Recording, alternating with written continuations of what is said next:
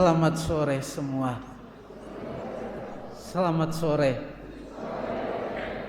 Ibu bapak, saudara-saudari umat Allah yang terkasih.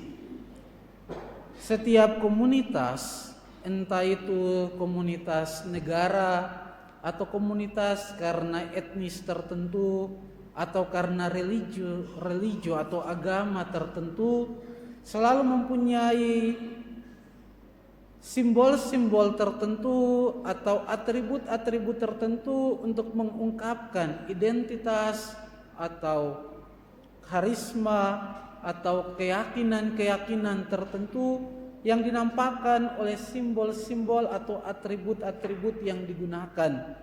Misalnya sebagai bangsa Indonesia, kita punya bendera merah putih yang melambangkan tentang spirit hidup, tentang spirit perjuangan dari para pahlawan kita.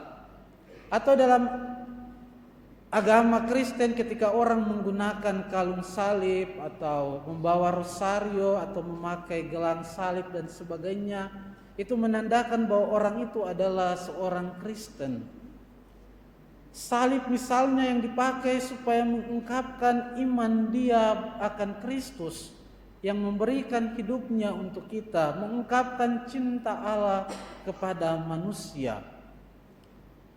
Nah, dalam konteks inilah kita mencoba memahami bacaan-bacaan yang kita dengarkan pada hari ini. Bacaan pertama mengisahkan tentang perjalanan persiaran bangsa Israel sesudah keluar dari perbudakan Mesir menuju tanah terjanji, tanah Kanaan. Di tengah jalan mereka mengalami kelaparan dan kehausan, tentu melewati padang gurun. Di sana di tengah gerutu mereka, kemudian Tuhan menurunkan mana roti dari surga untuk mereka makan. Mana itu sebenarnya adalah ungkapan dari kasih penyertaan Allah kepada bangsa Israel. Mana itu sebenarnya mau mengajak bangsa Israel lewat simbol tadi soal makanan jasmani. Bangsa Israel hendak diajarkan bahwa Allah itu menyertai mereka, sehingga mereka harus berani mempercayakan hidup mereka kepada penyelenggaraan Allah. Sehingga lewat mana yang adalah simbol makanan manusiawi, makanan tubuh, mereka hendak diantar pada sebuah pemahaman, sebuah iman yang mendalam bahwa itu adalah tanda bahwa Allah menyertai mereka. Itu adalah tanda kasih Allah, sehingga mereka dituntut untuk berani mempersembahkan hidupnya kepada penyelenggaraan kasih Allah. Nah, demikian juga dalam bacaan Injil, kisah Yesus menggandakan roti dalam Injil Yohanes ada sedikit berbeda dengan ketiga Injil sinoptik yang lain. Injil Yohanes didahului dengan sebuah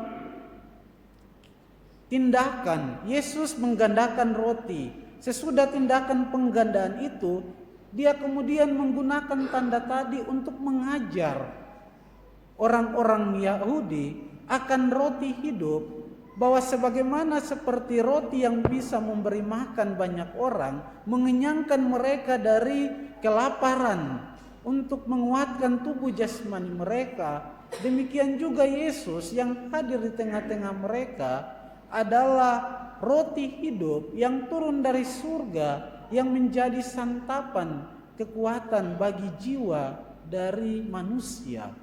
Sehingga mereka perlu mengimani Yesus sebagai roti kehidupan. Seperti roti yang kita makan, mereka makan untuk menguatkan tubuh jasmani mereka. Demikian Yesus juga adalah roti hidup yang turun ke dunia untuk menguatkan tubuh rohani mereka.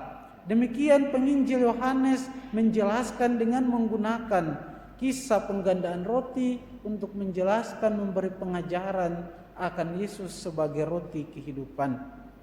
Maka ibu bapak, saudara-saudari umat Allah yang terkasih, bacaan-bacaan hari ini mengingatkan kita untuk tidak berhenti pada sesuatu yang duniawi saja, tetapi kemudian ditarik untuk masuk ke dalam makna yang lebih mendalam.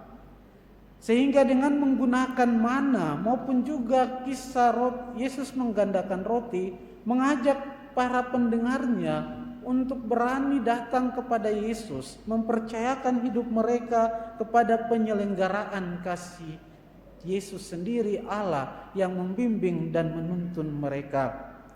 Maka ibu bapa, saudara-saudari umat Allah yang terkasih, kita juga diingatkan pada hari ini, Ekaristi adalah roti kehidupan, di mana seperti makanan yang kita makan untuk menguatkan tubuh jasmani kita, maka Ekaristi, roti Yesus yang kita terima dalam Ekaristi adalah perlu untuk jiwa kita. Maka kita makan setiap hari untuk kuat, demikian juga kita membutuhkan Kristus dalam Ekaristi setiap hari agar menguatkan hidup rohani kita. Maka ibu bapa, saudara-saudari umat beriman yang terkasih, sabda Tuhan hari ini juga mengingatkan kita untuk tidak kemudian berhenti pada sebuah simbol-simbol, sebuah ritus-ritus saja. Ikut misa, membaca kitab suci, terlibat dalam berbagai pelayanan, devosi-devosi. Tetapi devosi Ekaristi itu semua membantu kita untuk kemudian menghayati itu dalam hidup kita setiap hari. Kita tidak hanya berhenti pada ibadat, pada Ekaristi, pada devosi, pada doa rosario, tetapi bagaimana lewat doa Ekaristi itu mengubah hidup kita sehingga menjadi roti kehidupan, menghadirkan kasih Allah di tengah-tengah dunia. Sehingga kita mungkin mendengar orang mengatakan bahwa Indonesia itu adalah orang yang beragama tetapi tidak beriman. Orang berjumpa dengan begitu banyak rumah-rumah ibadat, dengan berbagai kegiatan-kegiatan keagamaan, tetapi kita melihat bahwa ada banyak kasus pembunuhan, korupsi, ada banyak kasus intoleransi di mana-mana, karena orang kemudian hanya sampai pada ritus, pada ibadat, pada hal-hal yang lahiriah, tidak sampai pada mengimani itu dalam kehidupan setiap hari. Maka semoga dalam terang bacaan-bacaan hari ini, sabda Tuhan hari ini membantu kita untuk tidak hanya terbatas pada tindakan-tindakan lahiriah, tetapi kemudian bagaimana Ekaristi, devosi, ibadat, pelayanan kita kemudian berbuah dalam kasih kita kepada sesama kita, berbuah dalam perhatian, cinta kita kepada orang lain, berbuah dalam keseharian hidup kita di tengah-tengah dunia. Dan itulah beriman yang sejati yang dikehendaki oleh Allah sendiri.